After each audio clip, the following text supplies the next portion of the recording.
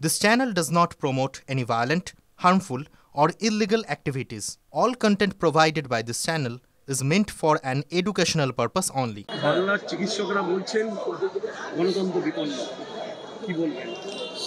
গণতন্ত্র বিপন্ন হলে মানে ধরুন ভলতায়ারের একটা বিখ্যাত কথা আছে, I may not agree with what you say, but I will defend to the last your right to say it.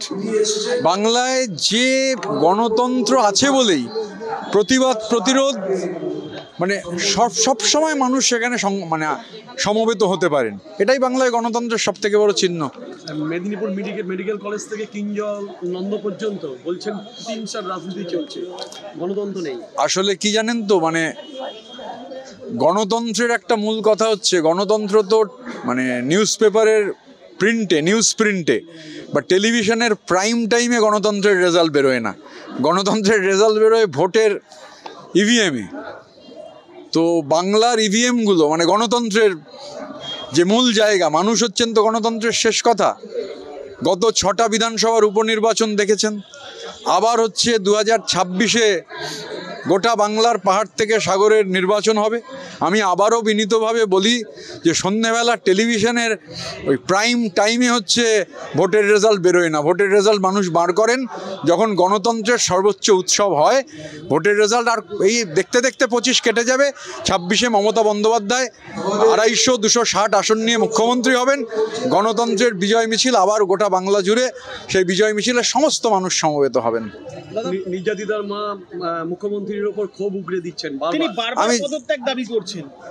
এটা আমাদের যারা মুখপত্র আছে তারা এ নিয়ে বিস্তারিতভাবে যা বলার বলেছেন, সুতরাং আমি এটা নিয়ে কোনো বক্তব্য রাখছি না। একটা প্রশ্ন রয়েছে, যেটা সঞ্জয় সর্বোচ্চ সাজায় বারবার পরিবারের তরফ থেকে বলা হচ্ছে যে তারা খুশি হননি, তারা চান না যে যাবজ্জীবন হোক, ফাঁসিও তারা চান না, তারা চাইছেন যারা যুক্ত তারা আগে সামনে আসে। এগুলো নিয়ে রাজ্য সরকারের স্পেসিফিক বক্তব্য রাজ্য সরকার জানিয়ে দিয়েছেন, তা পাবলিক ডোমেনে রয়েছে। আমাদের মুখপত্ররা বলেছেন এগুলো নিয়ে যা বলার। সরকারি বাসের জন্য প্রায় 900 জন চুক্তিভিত্তিক চালক কন্ট্রাক্টর নিয়োগের সিদ্ধান্ত রাজ্যে। প্রশাসনিক সিদ্ধান্ত। মাননীয় মুখ্যমন্ত্রী মানবিক দৃষ্টিভঙ্গিতে সবসময় কাজ করার চেষ্টা করেন। কেন্দ্রের এই যে বঞ্চনায় 100 দিনের টাকা, বাংলার আবাসের টাকা, কোনোটাই তো হচ্ছে আমাদের দেওয়ার কথা নয়। তা মানবিক মুখ্যমন্ত্রী এগুলোর ব্যবস্থা করছেন, মানুষের পাশে দাঁড়াবেন এই অভিপ্রায়। বারবারই কেন্দ্রীয় সরকারের তরফ থেকে বলা হচ্ছে যে বিএসএফকে কোনো জমি দেওয়া হচ্ছে না, কিন্তু আজকে নদিয়া করিমপুরে 0.9 একর জমি রাজ্য দিচ্ছে, তাহলে কি সম্পূর্ণ মিথ্যা বলছে কেন্দ্রীয় সরকার? দেখুন, বর্ডারটা তো হচ্ছে সেন্ট্রাল সাবজেক্ট, বর্ডার সিকিউরিটি ফোর্সটা রাজ্যের অধীনে নয়। এবার বর্ডার সিকিউরিটি ফোর্স ইতিমধ্যেই আমরা দেখছি বিভিন্ন সময় বাংলাদেশের সরকারও আমাদের সরকারকে চোখ রাঙাচ্ছে, ফেন্সিং দেওয়া নিয়ে সমস্যা হচ্ছে। তো এগুলো তো ক্লিঞ্চ করতে হবে সরকারকে। আর এই তো আপনিই বলছেন সংবাদ মাধ্যমের প্রতিনিধি হিসাবে, তো আমার কথা নয়, আপনিই বলছেন রাজ্য সরকার জমি দিচ্ছে। তাহলে মানে মুখে কি বললে ভালো শোনায়? সরকার আজকে বলেছে জমি দেওয়া হবে 0.9। জমি না দিলেই যে ফেন্সিং যা হয়েছে, তা ফেন্সিংটা হলো কোথায়? ফেন্সিংটা তো আকাশে হয়নি। কেন্দ্রীয় সরকারের পররাষ্ট্র নীতি সম্পূর্ণভাবে ব্যর্থ, এটা প্রমাণিত। তো এগুলো নিয়ে পার্লামেন্টে আলোচনা হবে, পার্লামেন্ট সেশন চালু হচ্ছে, তো আমরা এই বিষয়গুলো তুলব।